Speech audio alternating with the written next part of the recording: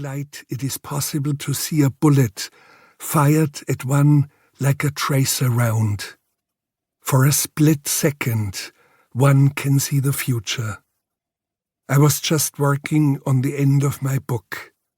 I looked up because I saw a flash across the window, something shooting at me, copper red and bright green. But it wasn't a stray enemy bullet. It was a hummingbird. At that moment, I decided to lay down my pen. The last sentence breaks off at the point I had just reached. Chapter 1: Stars, the Sea. The lamentations ended about noon. Some of the women had screamed and torn their hair. When they were gone, I went to see for myself. It was a small stone building by the cemetery in the hamlet called Chora Sfakion on the south coast of Crete, just a few houses scattered over the steep cliffs. I was 16. The tiny chapel had an opening, no door. In the half-dark within, I saw two corpses so close to each other they were touching. They were both men.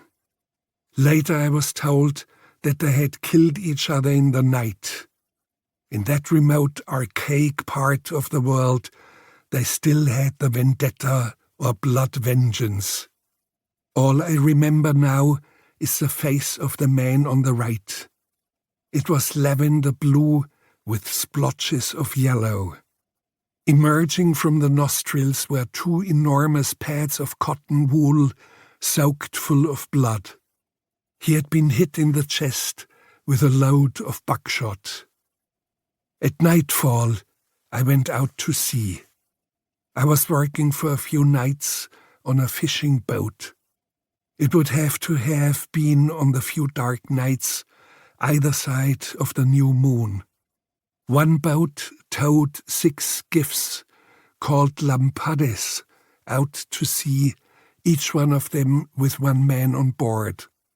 There we were all dropped a couple of 100 yards apart and left to drift.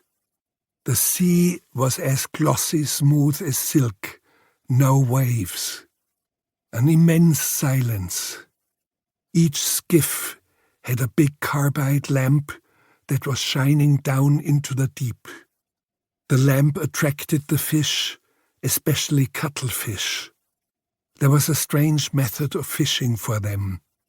At the end of a fishing line was a small shiny piece of wax paper about the size and shape of a cigarette.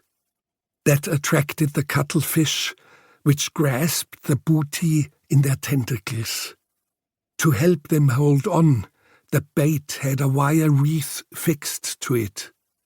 You had to know just exactly how far down the lure was below the surface, because the instant the cuttlefish felt themselves being pulled up into the air, they would straightaway relinquish their booty and drop back into the water. You had to accelerate the last arm's length of line so that you were able to swing the cuttlefish into your skiff. The first few hours were spent in silent waiting until eventually the artificial moon of the lamp began to take effect.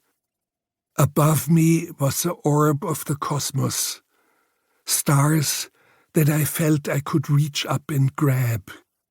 Everything was rocking me in an infinite cradle.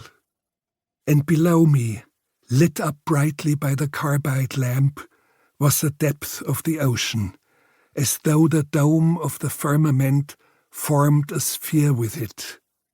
Instead of stars, there were lots of flashing silvery fish, bedded in a cosmos without compare, above, below, all around, a speechless silence. I found myself in a stunned surprise. I was certain that there and then I knew all there was to know. My fate had been revealed to me. and I knew that after one such... To keep listening to this audiobook for free, click the link in the description.